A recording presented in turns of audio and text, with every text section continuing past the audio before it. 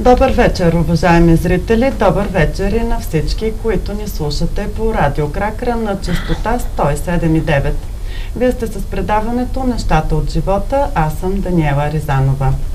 В днешното предаване ще се опитаме да направим един обзор на изминалата 2015 година.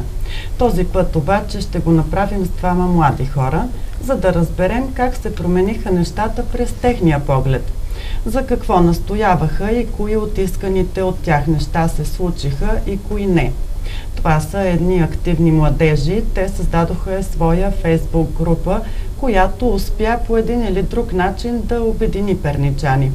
Приятно ми е да ви представя в студиото Кристиян Петров и Кристиян Георгиев. Това са моите гости тази вечер. Здравейте, момчета! Много ми е приятно, че отново сте тук в нашото студио. На нас също. На нас също. Добър вечер на вашите зрители, на вашите слушатели. Всъщност, вие за втори път ми гостувате. Първият път обаче беше по един определен казус. Ще споменем тази тема, разбира се, малко по-нататъка в предаването. Нека сега да започнем за групата, която е наречена «Снимай Перник, нека всички видят». Аз мисля, че голяма част от перничани, да не кажа всички, вече знаят за тази група. Така набра голяма популярност. Нека обаче да кажем с няколко изречения как започна, как се роди идеята за тази група. Всъщност ние сме малко по-голям екип от администратори и сме се сформирали като екип с течение на времето. Всеки от нас е бил потребител, коментирал е и след това в знак на доверие станал администратор и основателя на групата, за съжаление, го няма в момента Ивайло Велинов. Той така ни е разказвал, че спонтанно и на шега е направил групата, видял е купчина с боклук пред своя дом, която е седяла дълго време, накрая се нервира и казва, ще я снимам и ще я кача в интернет да я видят хората. И казва, след това стана нещо голямо, почнаха хората да качват снимки на паркирали автомобили по тротуарите, на кофи за боклук, на всякакви нередности. И след това групата се развива, почват да се качват и красиви кадри от Перник, не само тя е за хубавото и за лошото от града, не е само за лошото. И така групата търпи своето развитие до ден днешен. Все повече хора се включват. Даже ние така малко даваме вече път, не публикуваме толкова много администраторите. Има много дейни членове на групата, нови, качват снимки. Тя всъщност вече не е само фотогрупа, ами стана мястото, където перничани се информират за случващото. Това ще е да кажа, че нали, самото име «Снимай Перник, нека всички видят» е едно, но така се разви наистина през тези месеци. Кога всъщност, от колко време? За година, може би за година, повече от година нарасна от 1000 човека на 4000 човека. И тя нарасна основно чрез кандидатстване на самите хора като членове да станат на групата. В смисъл, ние не сме ги добавяли, абсолютно. А те сами кандидатстваха за групата да станат членове. Всеки ден получаваме над 50 сигурно запитвания за членство. Всеки ден да отделяме и от времето си, за да одобряваме хора, за да изключваме хора, които не спазват правила и така нататък. Но групата работи активно, групата реализира не една инициатива през годината, радваме се и на внимание от община Перник, от медиите, те помагаха също така. Освен млади хора, вече виждаме, че хора в по-зряла възраст изобщо активно, наистина много се включват перничани. Така, правили ли сте си някаква равносметка за вас? Всъщност някои от нещата са видими, но кои са най-честите теми, които така засягат гражданите? Какви снимки публикуват? Какви коментари? Аз бих казал, че групата има пикове, нали, смисъл зависи от събитието. Ако има някое основно събитие, да кажем, когато бяха наводненията в Перник, в продължение на седмица-две се публикуваха основно снимки от наводнения, от поражение на наводнения. Когато е имало някой друг вид събитие, сега предполагам, че от маскарадните игри ще се публикуват в рамките на един месец постоянно кукери, но като цяло проблемите, които са постоянно на дневен ред в групата, това са проблемите с боклука, сметоизвозването, паркирането, лошата инфраструктура в града. Те като че ли са постоянни тези теми, на мен също ми прави впечатление. И те не могат да бъдат решени с лекота, нали, за месец или нещо друго. Това са проблеми, които стоят на дневен ред в града от дълго време и се надяваме новото управление да реши тези проблеми. Да, и хубавото на групата е, че подсказва на управлението, защото те в същото време наистина не могат да са навсякъде и да следят проблемите. И по този начин подсказват на хората внимание. Абсолютно, да. И има решени проблеми много по този начин. Аз също се сещам, че и докато течеше ремонта на площада също така, гражданите бяха активни и с снимки, и с позиции. В момента така ми направи впечатление, че стоят и предизборните плакати, които все още не са премахнати. Специално за строежа на площада, тогава се пускаха дори и жалби до инспекцията по труда за неспазване на безопасни условия на труд. Отново гражданите имаха къде да покажат, нали, как се действа при такива ситуации. Когато видиш нередност, да сигнализираш, да подадеш жалба, оплакване и така нататък. Освен на така острите и наболели проблеми, нещо, което ги дразни хората и наистина е важно и е на дневен ред, много и хубави неща се публикуват. Има прекрасни снимки. Сега виждах, че има много и от празничната украса. Така, вас, кое е нещото, което така ви впечатли от положителните пък неща, защото и тях ги има, да ги споменем, че ги има. Ами за щастие често има хубави снимки, което е добре, нали, показва, че градът все пак има и хубава страна, развива се на някъде. Така последното е коледната украса, което виждаме често. След изборите веднага имахме една наша така инициатива "Снимай есента". В Перник имаше страшно много снимки, красиви есенни. Може би се бяхме претоварили от изборите и решихме абсолютно беше се нагнетила малко обстановката в групата и беше положително. Да, това е защото това беше една от инициативите ни, където дадохме място всичките кметове за община Перник да се изкажат. Това беше една от нашите инициативи. Не е имало дискриминация към никой. Някои от тях пожелаха, някои от тях не, запазиха мълчание. Все пак вие сте дали шанс перничани да могат да видят по най-възможно лесния начин. Да, политическите платформи си представят, някои от тях отговаряха на коментари, водеха се дискусии, дебати и така. Което е един така адекватен, бърз начин. Ние пренесохме и самата инициатива от Фейсбук директно в офисите на кандидатите за кметове на политическите партии. Занесохме едни въпросници, които бяха изготвени от самите граждани и се надявахме кандидат-кметовете да отговорят на тях. Някои отговориха, някои запазиха мълчание. Да го вземат поне в предвид. Да. Също така често страницата ви става трибуна, използва се и за по-благородни неща, като призиви за помощ, за благотворителност, за хора, които се нуждаят. Това също е много важна част, че хората се сещат и за тези неща. По този начин пък повече хора разбират и може би и помагат. Надяваме се и ние.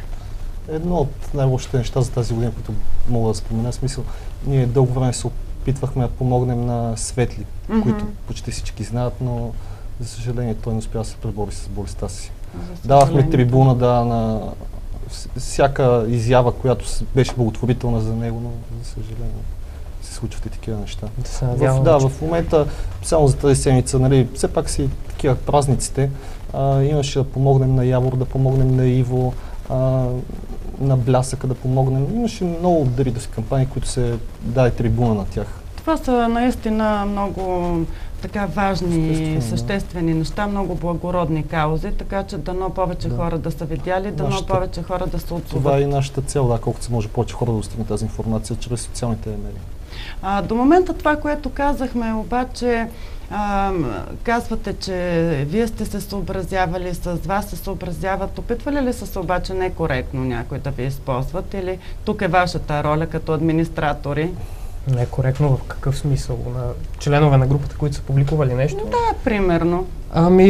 Има доста често. Има проби за реклама, да кажем, публикуват нещо. Следиме тези неща и опитват се, ако могат.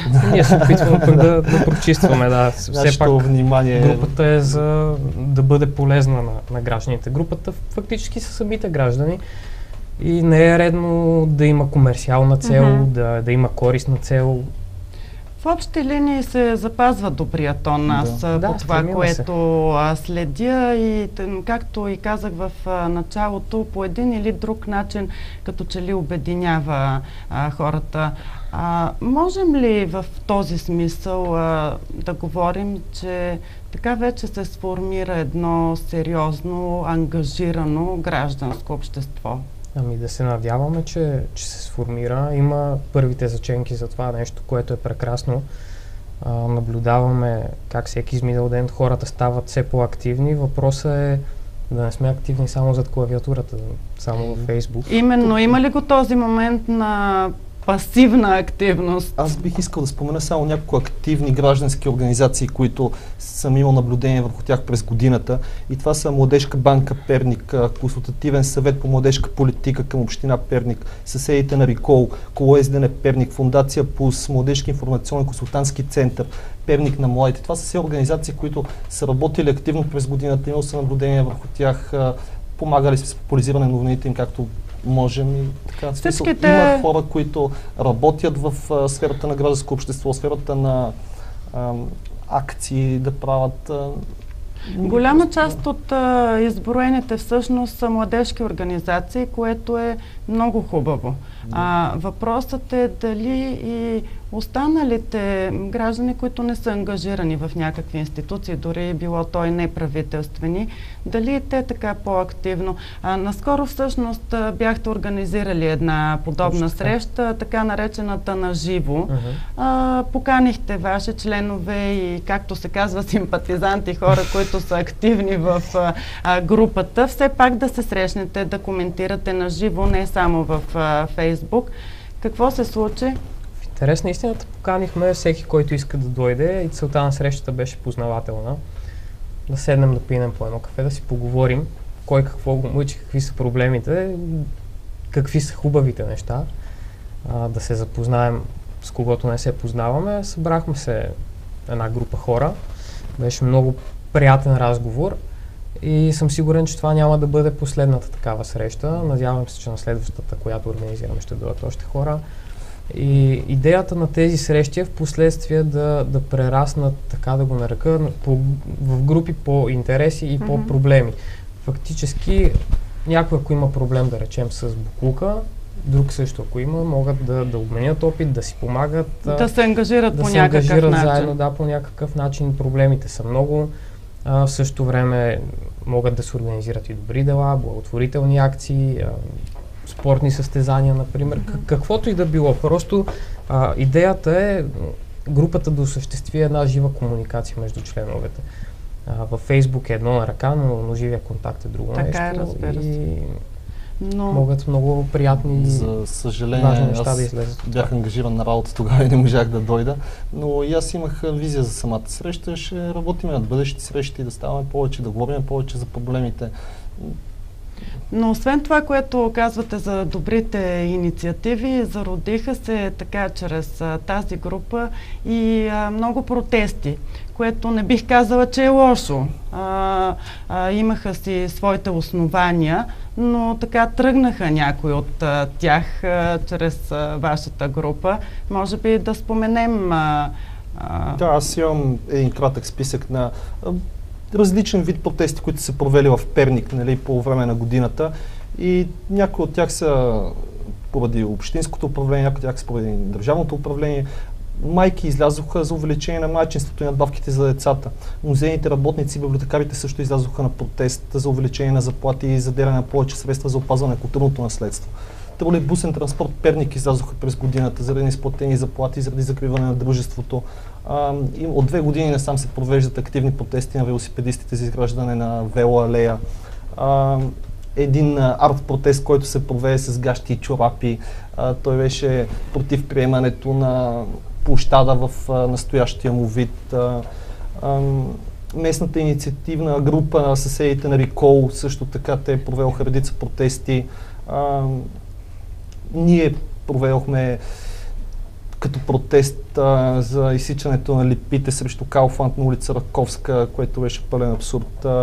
Цяла Тева излезе на протест за да спре камионите за боклук да минат през Тева. Имаше редица протести, които са свързани, нали. За съжаление, малка част от тях бяха ефективни и доведоха до нещо. Властта не обича да преговаря, когато е намислила нещо. Вие самите сте изключително активни, когато отстоявате и защитавате някои от тези каузи. Какво е вашето мнение? Сега ще се върна в началото. Споменахме при предишното ви гостуване. Всъщност основната ни тема беше, бяхте се ангажирали тогава с гранита от площада, съдбата на гранита. Продължихте ли да следите как се развива ситуацията към момента? Можете ли нещо да кажете какво се случва? В застой ли са нещата? Движат ли се по някакъв начин? Ами, то е видимо явно за всички, че нещата са в застой. В смисъл такъв, никой не вижда някъде сложен гранит в града. Това, за което се борихме. Дадени се едно обещание тогава, че гранита няма да се продава, че гранит остава завинаги в Перник, защото е непродаваем, едва ли не. Има го и в сайта на общината. Защото вие тогава и такива притеснения изразихте. От тогава не сме чули нито отчетност на колко е гранита като количество, нито на какви пари е стойността. Имаше приблизителни отчетности. Нямаше всъщност и това е притеснителното, че до ден днешен няма. Имаше хвърлени думи в пространството тогава, но нямаше черно на бяло колко като количество е гранита, има ли, описан ли е, не е ли описан. И така, нещата са в застой явно. В екип изработихме 3 проекта, от които един беше свързан с гранита от площада, който Кристиан направи визуализация на него, как може да бъде положен в парка. Втория проект беше събирането на бюстовете от Перник на едно място, като алея на славата да бъде изградена в парка. И третия проект беше за надписване на плочите върху мемориала с имена на известни пернички дейци. С трите проекта ги занесохме в отдел култура в община Перник. Те бяха визуализации по-скоро, не е изцяло написан проект, визуализация, нали, как може да изглежда. Самата идея, да. Впоследствие, ако бяха одобрени, не щяхме да ги реализираме като проекти. Но, за съжаление, казаха, че нещата не се правят на парче, трябва да има цялостна визия, трябва да... И отново идваме до момента, в който всичко седи в застой. Да. Той ми подсказва, нали, с мемориала, много интересен казус също, който косвено е свързан и с гранита. Каква е съдбата пък на мемориала? Защо го опаковаха в тази зелена мрежа? Какво се случва с него? Какво се случва с него след, може би, 5 или 6 години, преди които му беше направен ремонт с общински пари? Бяха сложени витрини, си спомням, пред самите статуи. Имаше посетители, имаше екскурзоводи, влизаше се вътре. Да, дори имаше и концерти. Абсолютно, случваха се различни културни мероприятия и по този начин и града се изпълваше с малко живот, което в момента не виждаме да се случва. То сега са студени месеците, но пък лятото защо не? Защо го затвориха? Защо се позволи да се стигне до онази изходна точка, в която беше преди години? Условие, че правиха ремонт на целия площад. Любопитно ми е обаче това, което казвате, нали, че са ви отказали идеята в смисъл, че е необходима цялостна визия. Поне поеха ли някакъв ангажимент да вземат и вашето мнение в предвид, когато дойде моментът да се направи тази цялостна визия, да се посъветват по някакъв начин? Не. Не е имало, нали, моля, оставете телефон за обратна връзка или нещо такова. Не. Тук е моментът и да попитам, доколко успявате ли и до каква степен успявате с всичко това, което правите, да бъдете някакъв коректив? Или е трудно да се каже? Да се надяваме, че... Това хората биха определили, не сме... Да се надяваме, че властта все пак се вслушва се в мнението на гражданите, защото близо 5000 човека, сега не знам колко са активните, но са доста голям брой.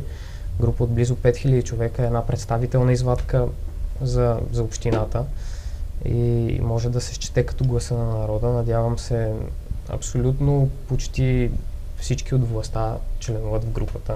Членове са, значи виждат. То е видимо и че виждат, след като, нали, има и обратна връзка в такъв смисъл, че има не един и два проблема поставени в групата, на които сме видяли решението им.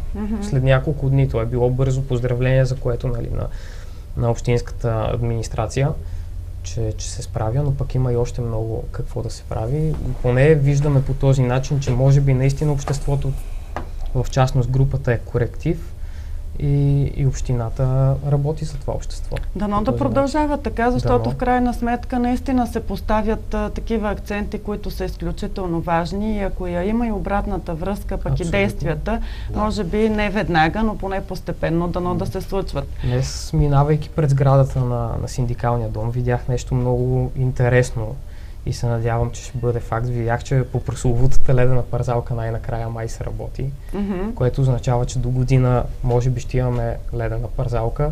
Това беше последното, което от последните публикации по много интересен начин беше поднесено, като в не новините. Перничани вече разполагат с ледена парзалка или нещо от сорта. Да, наистина надявам се, че ще разполагаме с ледена парзалка, след като са дадени едни пари вече за това и то е направено. Аз не виждам причина защо не функционира това нещо и децата и като цяло всички жители не му се радват. И не новините, нали, това за парзалката беше от моя страна, преди това пък Иво имаше една статия за плакатите предизборните. Там вече видяхме, имаше развръзка, имаше свършена работа след неговата новина. Надявам се, че и след тази ще има. Виждаме днеска, че се работи. Надявам се, че наистина ще има. Защото наистина това е нещо хубаво. Имаме го, пък не го използваме. Нали? В един такъв момент се запитваш защо нали го правиха. Това е също като с улицата пред пощата, дето всички се чудят какъв е случай на тази улица, откъде се влиза, откъде се излиза, паркинг ли е не, или паркинг какво е това. Улица Раковска по същия начин. Абсурдно е да се пишат проекти за милиони левове и след това те да не функционират.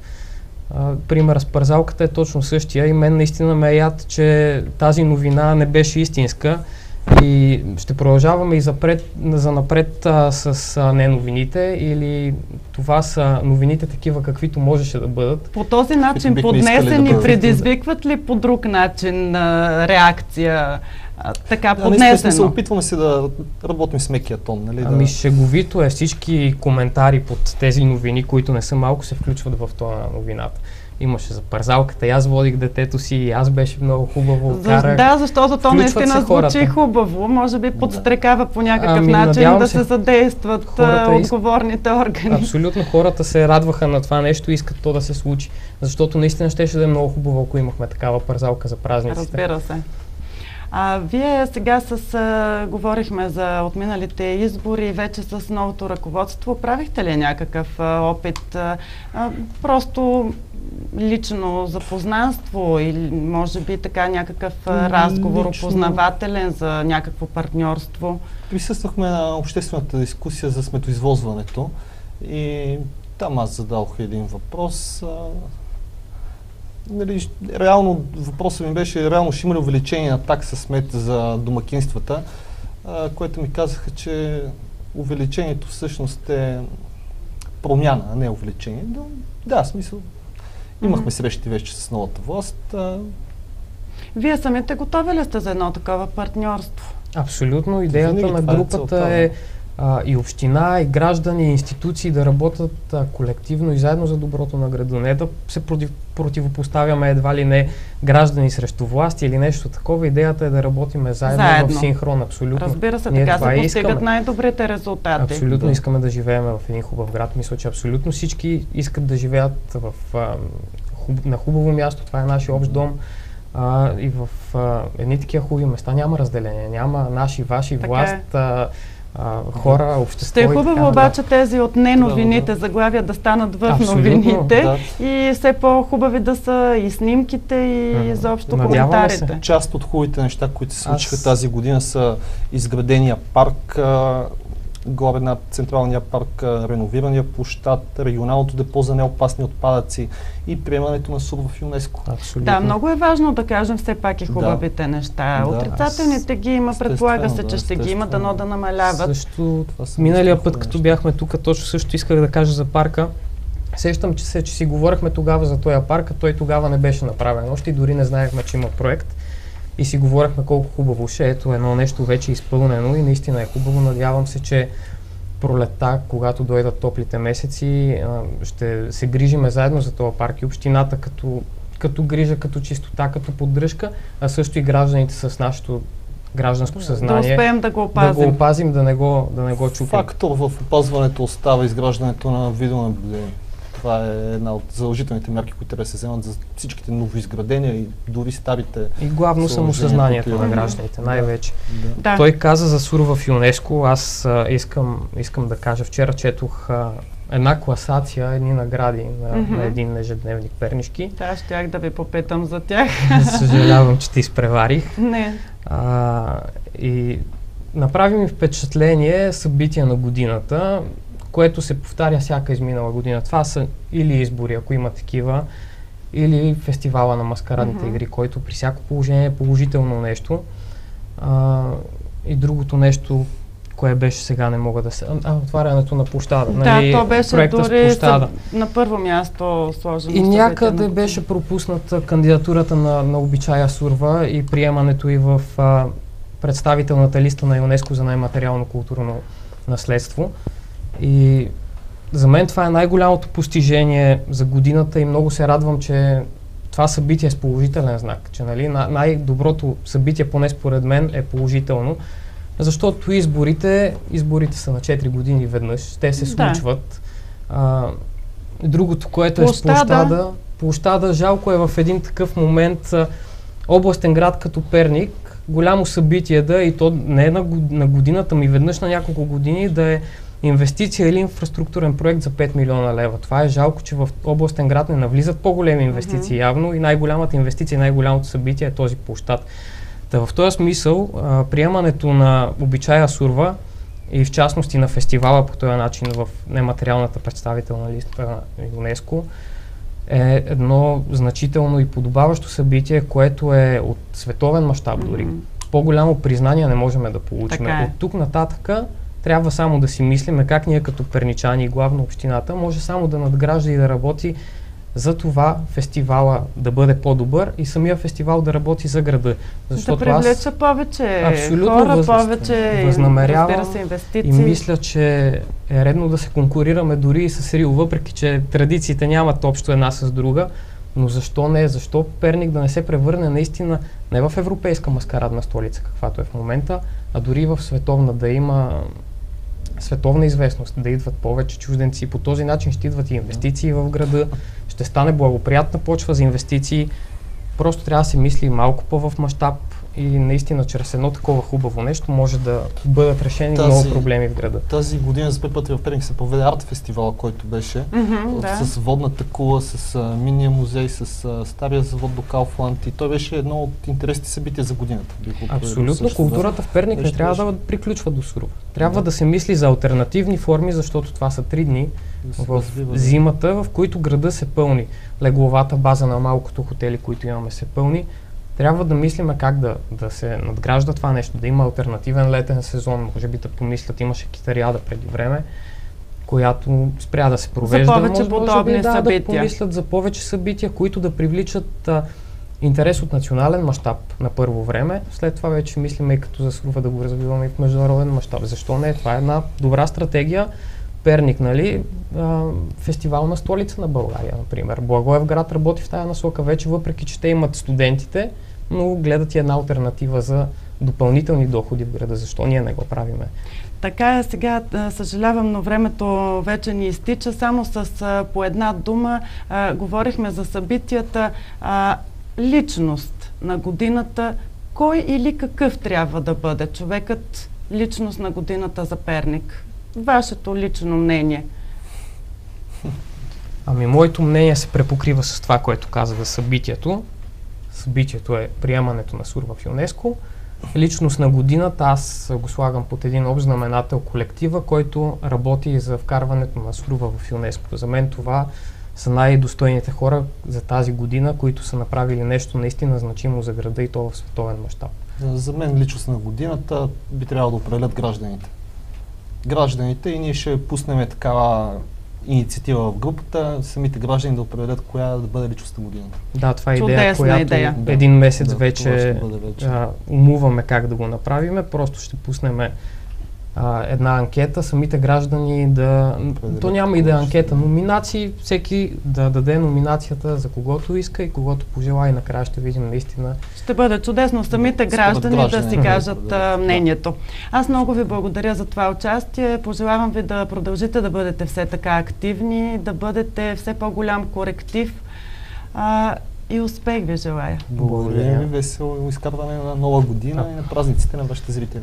И на вас също. Благодаря и на вас, уважаеми зрители и радиослушатели, че бяхте отново с нас не само тази вечер, а през цялата изминала година. Аз и нашият екип ви пожелаваме много хубави празници и щастлива нова година. Хубава вечер!